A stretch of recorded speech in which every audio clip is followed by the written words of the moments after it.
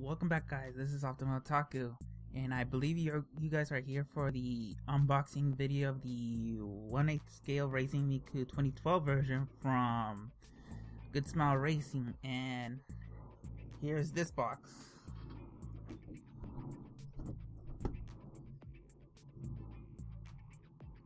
It should have started already below this video, so it shouldn't be nothing new since this is gonna be an unboxing video, like I said.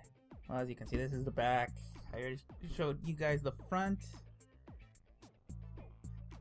There should be an unboxing video already started right here down below. So let me get started with the info about this product. As you can see, it's a 1/8 scale Racing Miku 2012 version. That's how they titled it. The manufacturer is Good Smile Racing, although they work alongside with Good Smile Company. The scale of this figure is 1/8. The material is PVC. The original is actually Racing Miku. The only difference that they change her costume every year for the GT race. Well, the release date for this figure was mid-September 2013. Yeah, it was released 2 weeks ago as of what, today's date is September 27th for this video. I don't know when I'm gonna upload it, probably is the 28th. The regular price is 8,381 yen, which comes out to $84.31 US. The height is approximately 190 millimeter, which is about 7.48 inches. The details of this figure is the Goddess of Racing Circuit, Racing Miku 2012.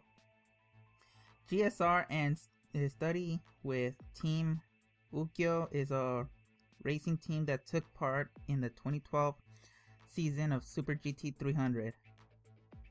The official mascot of the team is Racing Miku, was designed by Gon and has now been transformed into a 1/8 scale figure for fans to enjoy.